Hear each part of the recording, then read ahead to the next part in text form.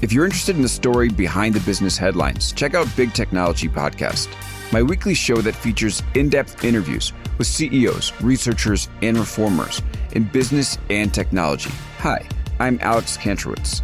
I'm a longtime journalist, CNBC contributor, and the host of the show.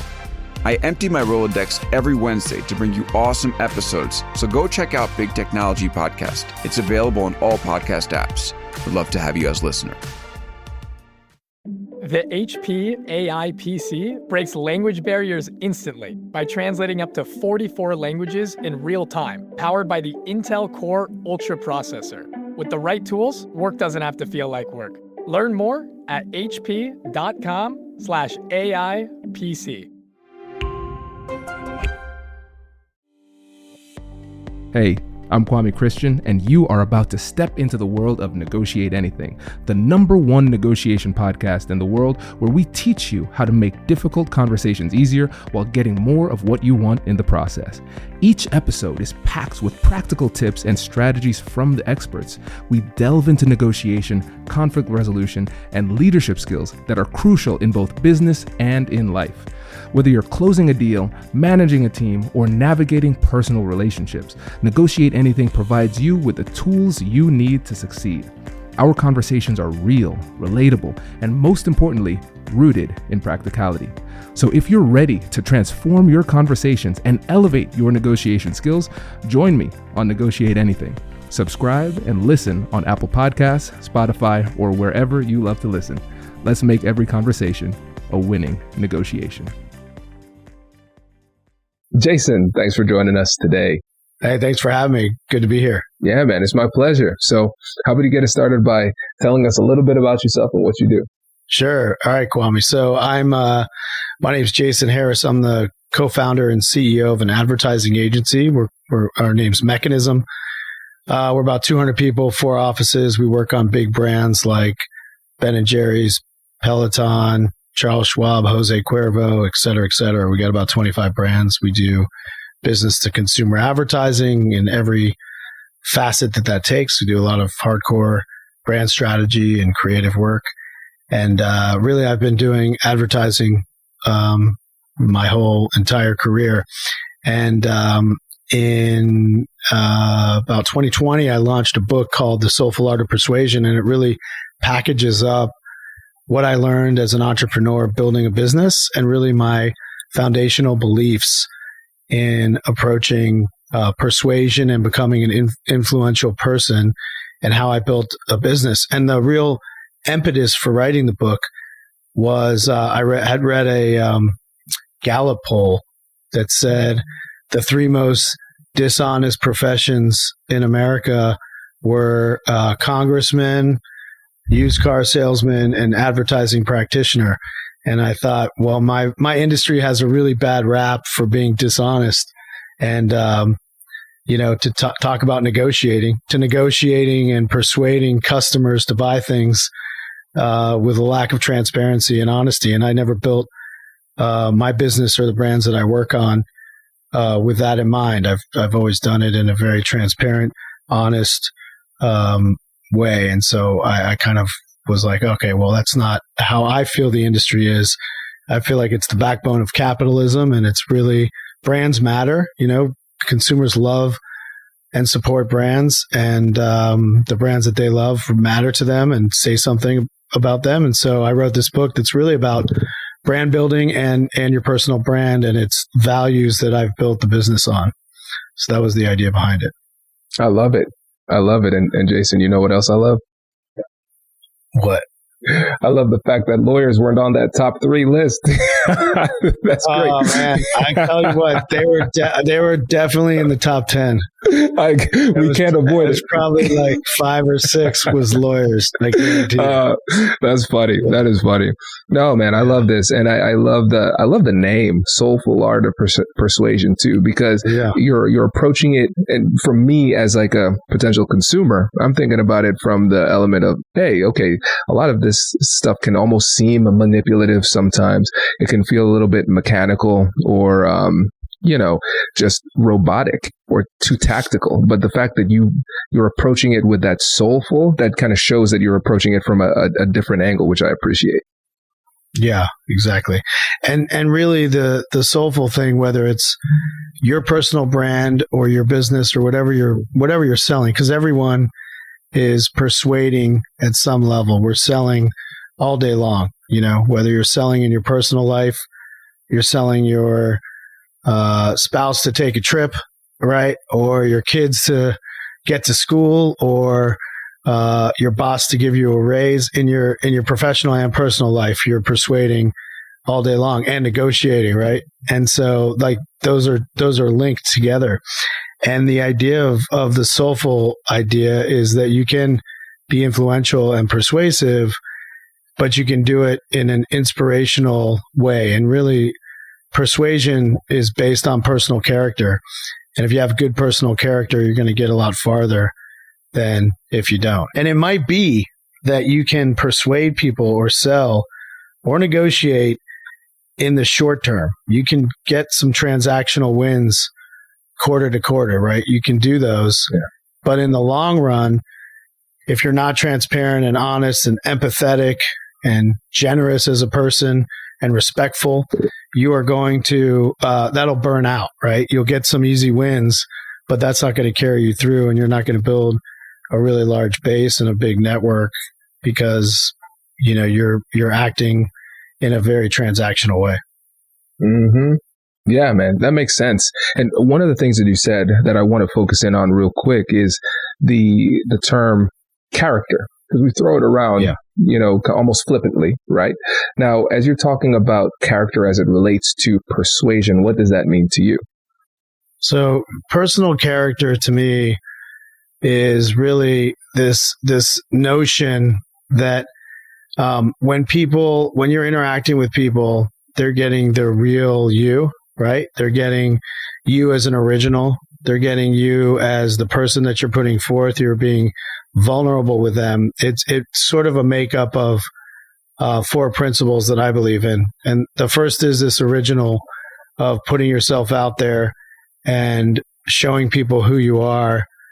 The second is about being generous and sort of cultivating this idea of generosity for other people, whether that's advice or counsel or connection or even giving something away to someone. It can be a thing, it can be advice, but it's really about being generous as part of having a good character. Empathetic is another big one that we're going to dive into. And then this idea of the final one is doing something in your work or in your life that is bigger than yourself, that is making the world a better place, as kumbaya as that sounds.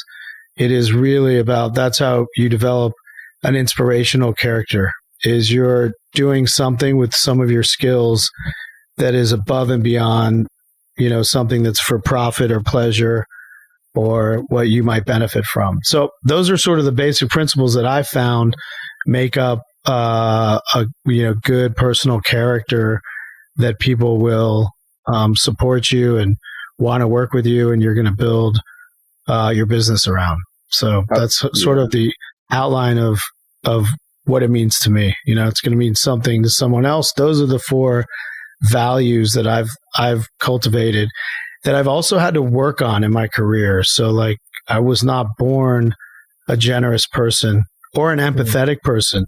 I was born maybe more myself and comfortable with myself than maybe other people. I did have the sort of idea of trying to give back. But I was not, I would hoard my contacts when I was building my business, right? I would not, someone asked me for, hey, do you recommend someone for X, Y, and Z? I thought that the way you built a business was to keep all of your contacts like close at hand and not give anything away to anyone. Or if I turned down a piece of business, not give it to a competitor. And I quickly learned that my circle and my network got really small, and the opportunities got limited. And when I started to habitually practice being a more generous person, because it didn't come naturally to me, I realized that it comes back to you in exponential order, because you are putting out good things into the world, you're practicing positivity, and you're giving things away to other people that you're sharing in essence. Generosity is sharing. They will then share with you. You'll get leads from them, and it sort of balances itself out, and you end up growing your network. And that's something that I really had to work on in my career. This is very interesting, and I appreciate that your candor here on this story too, because what you're showing is that when it comes to character, there are things that you can do to improve upon it, right? Because it's of course we have a baseline of who we are, right? But then if we recognize, there's some areas where I can improve or need some improvement, through practice, you can make those necessary changes, like you said, when it comes to generosity too. Yeah, that's right, Kwame. You I think there's, it's what I found in my career, but I really had to understand it, identify it, and then practice it to make strives to become better and develop that character, because it definitely was not, I wasn't growing the way I was sort of naturally wound. And so I had to identify it so that I could then change and become a more generous person or a more empathetic person. And, like even as a leader, I would think of leadership as never acting like there was any problems in the company, never acting like I had any personal things to work on. And really that old school notion of leaders as sort of stoic, everything's okay, never a problem, I've got it covered, don't worry about it. That sort of approach is very limiting. And when you are more open, transparent, vulnerable, there's this connection that you have with your team that you can count on each other. And it opened a whole, really helped blossom and grow the company and have a real strong executive team that's been with me for a very long time. And so that's something that I had to really develop and change the way I was working. Do you want to get more of your favorite expert insights in a fraction of the time? Join Negotiate Anything Premium today. It's designed for busy listeners just like yourself, and Premium is everything that you love about our traditional feed, just packaged to save you time and make it easier for you to apply our expert insights in your difficult conversations. There's no time to wait. Join our Premium community now and get started on your journey towards earning more and negotiating for the life that you deserve. Make sure to start your 7-day free trial today. Introducing the HP AI PC, your powerful AI assistant. Easily search through personal files, gain valuable insights, and make smarter, more informed business decisions. Unlock the future of work today with the HP AI PC, powered by the Intel Core Ultra processor. With the right tools, work doesn't have to feel like work. Learn more at hp.com/AIPC.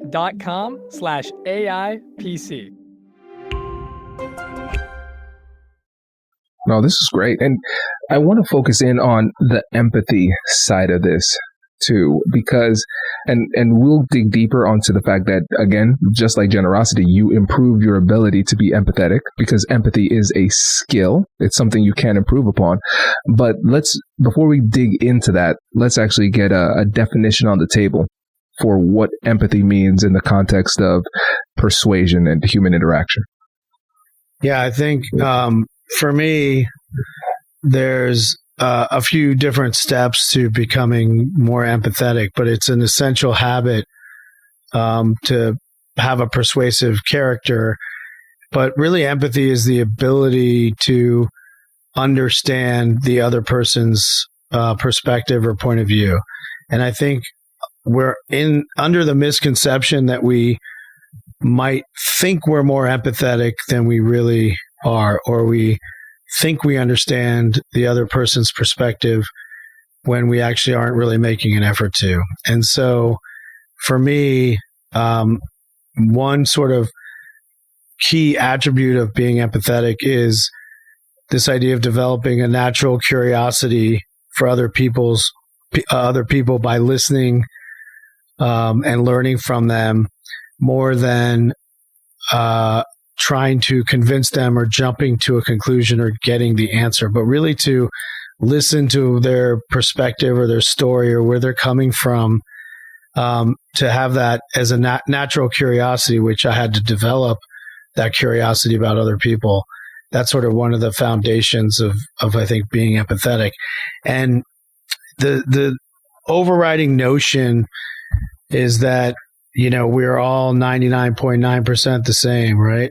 We all have the same DNA. There's that 0.1% that makes us different as people. And if you sort of go into it thinking how connected we are and how similar we are, and I'm talking about the mass majority of people, I'm not talking about, some people who might be serial killers or on the fringes or on the outskirts, but I'm talking about, most of the population.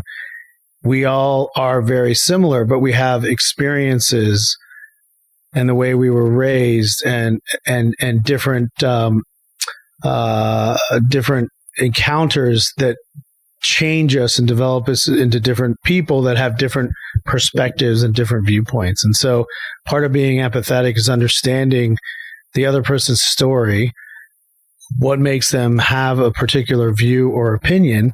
And that's sort of the first part of understanding somebody else. I don't know if you have any questions about that piece of it, but I can keep going for. Oh, no, I love this. I love this, Jason. And I want to go deeper on the curiosity aspect too, because that's something that we talk about a lot on this podcast.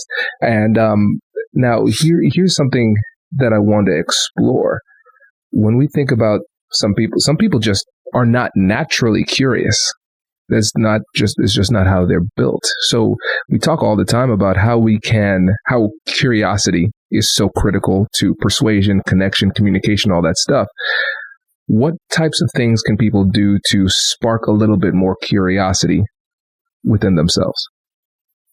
Yeah, so that's a good question. So I think in order to be empathetic and be curious about other people, one technique that really helps is if you learn to be a good storyteller and you have certain things that have happened in your life, whether it's, it could be, it goes back to sort of understanding and being comfortable with yourself, but stories that impacted you through your life, or your favorite movie or book or music or story, and you kind of write those down, like, collect a journal of stories that make you you. And so you sort of know those and you're a good storyteller. One way to become empathetic and to get other people to open up and be naturally curious is you can start by saying, I'm going to tell you a story about some pivotal thing that happened to me. You're being vulnerable. You're opening yourself up. That's going to allow them to then bring you a story, right? They're going to be comfortable that you put yourself out there. They're going to bring a story to you about who they are and, maybe something that interesting that happened in their life or in business or whatever it might be.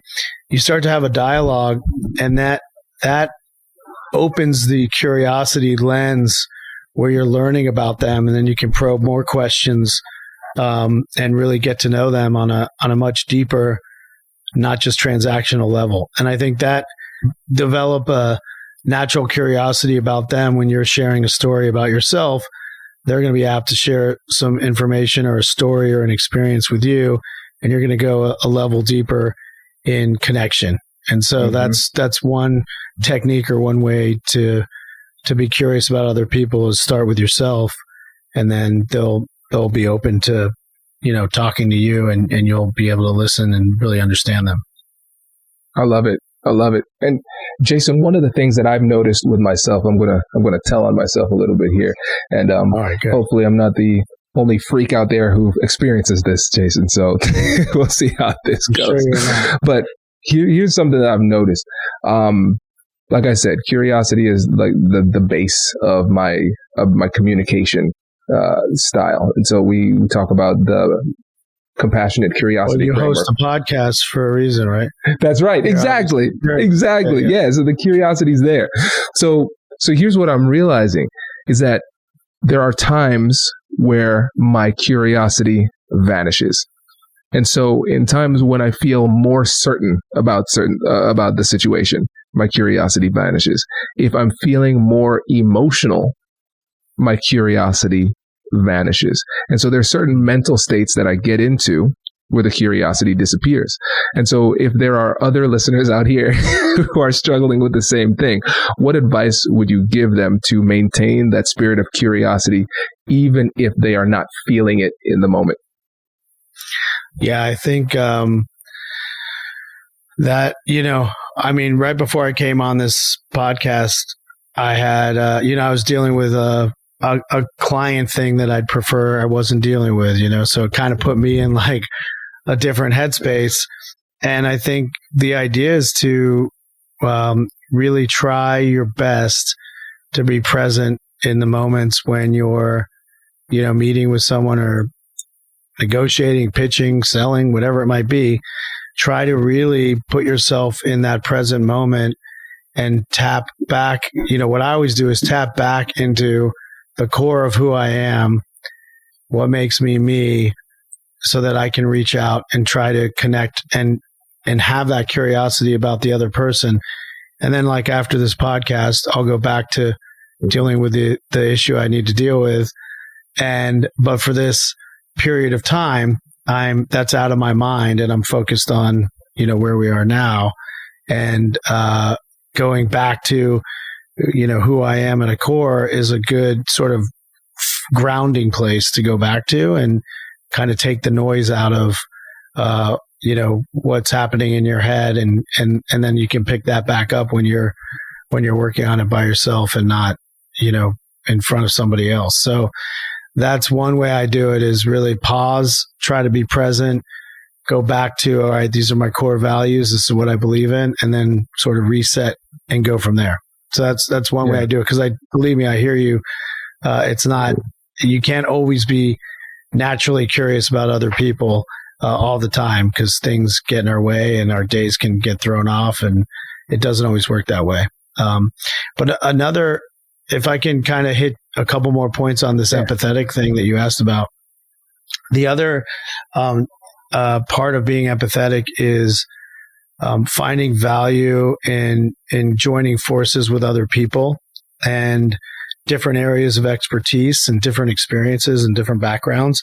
But this idea of collaboration is also kind of at the heart of developing an empathetic characteristic. And collaborations can be really, really beneficial. And I think I've seen that, in running a company, being an entrepreneur. I used to try to do so many aspects. I had a company before.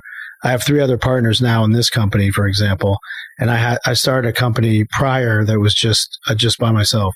And I found that I thought the way to do it as an entrepreneur is to go it alone and do it all yourself and, show how successful you could be. And I realized that led to burnout and not as quick success as I would have liked. And that's not the way to do it. But by seeking out collaborations and joining forces with others, you can go, much farther than you can by yourself. I think it's that old notion of, if you want to go fast, go alone. If you want to go far, go together. And I think that's really true. Now, for you, having partners as an attorney, I know some of my most interesting cases. They were interesting for me, incredibly painful for my clients. The most interesting cases for me sometimes were business partnerships, where you have multiple owners having these difficult conversations. And one of my mentors said it best. He said, a business partnership is a relationship second only to marriage. That was his opinion. And so when you have these tough conversations with your partners about something that's so important to you, how do you maintain that empathy, curiosity, and have that still high level of character, even when something that you care so much about might feel threatened in that moment?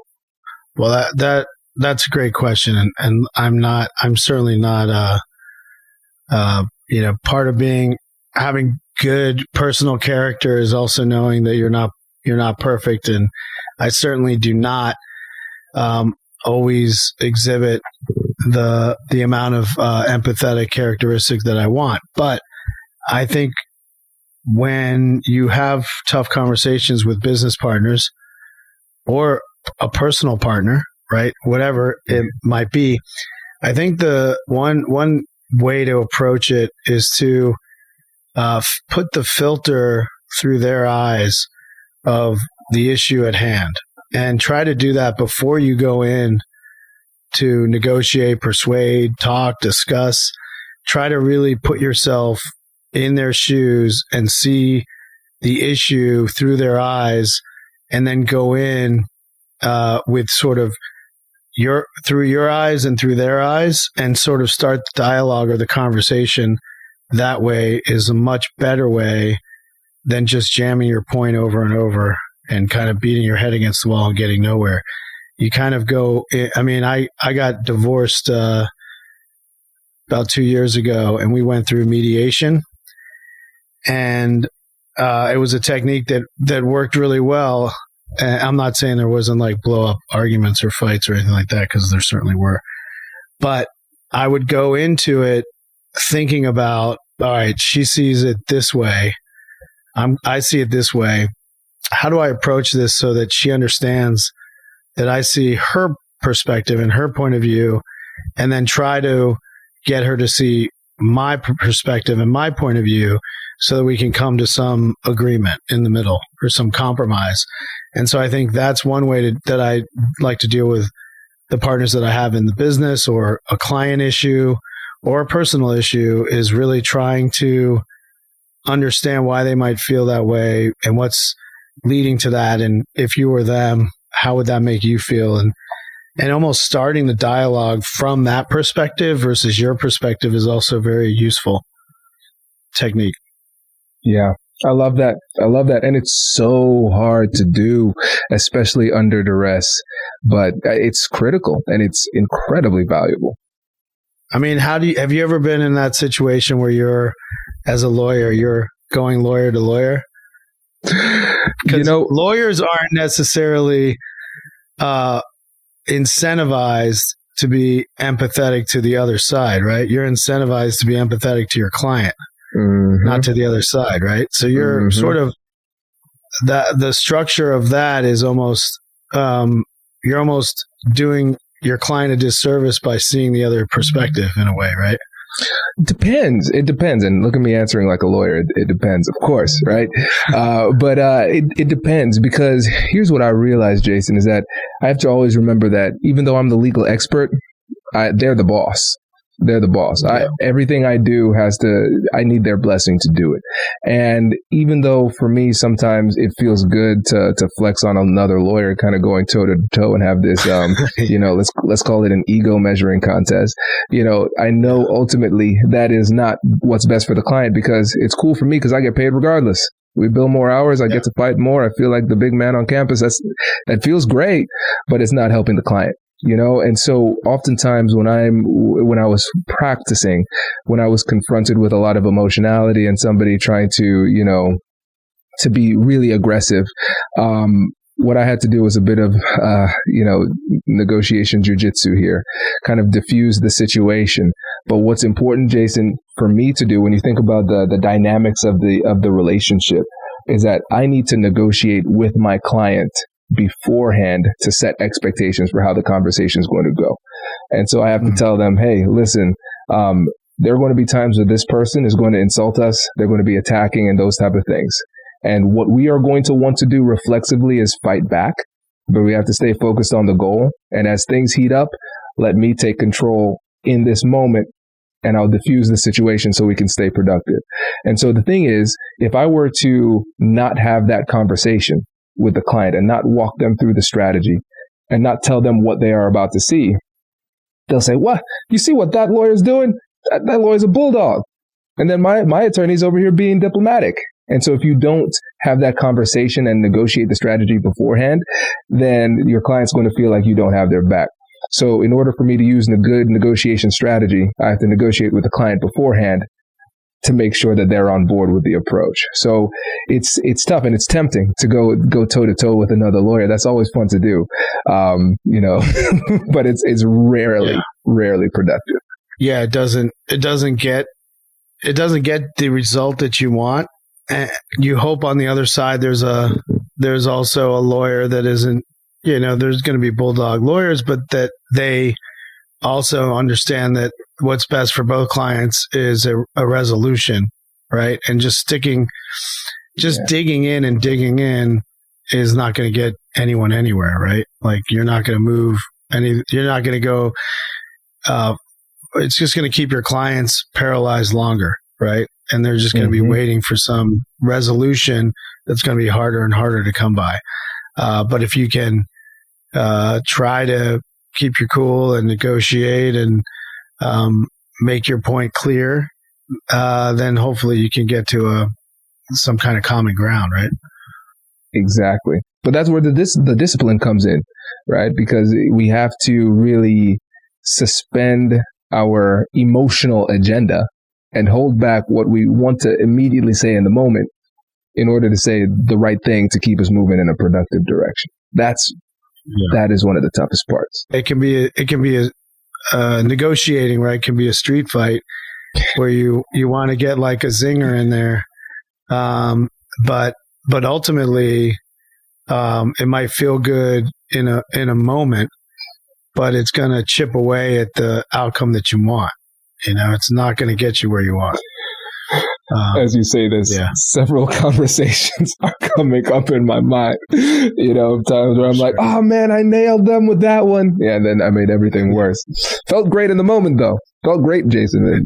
Everything fell apart. No, man, this was fun. I appreciate this. And before you go, let the listeners know again about your company, your book, and how they can get in touch with you. Yeah, sure. You can find out more about the book at the soulfulart.com. It's a website. You can buy the book on Amazon, anywhere books are sold. And my company is Mechanism, mekanism.com. That's more about the advertising agency. And you can find me at Jason_Harris on Twitter, Instagram, etc. Appreciate it, man. This was great. Wait. Now, before you sign off, I have something to tell you that I've never told you before. Just kidding. I've told you before, but you should listen to it again. I want you to know about Negotiate Anything Premium. Imagine all of the things that you love about our traditional feed, plus so much more. I know you like our traditional feed because you're at the end of the episode. And with Negotiate Anything Premium, you'll get more bonus content you've been asking for, more of the expert insights that you can't get anywhere else, and more exclusive behind-the-scenes access into every conversation. Are you ready to get more of what you want out of your life, career, and every conversation? With Negotiate Anything Premium, you'll have access to more high-level, custom-designed content and insights, giving you the tools you need to negotiate higher salaries, better deals, and better relationships in your life and career. Once I had a listener share that Negotiate Anything helped her to negotiate a $53,000 raise. Could this be you? What would that mean for your life? I've seen firsthand the impact this model has had on my life and the lives of my corporate clients, and I am confident that it can do the same for you. Are you ready to negotiate more of the best things in life? Click the link in the show notes to learn more. I'll catch you later.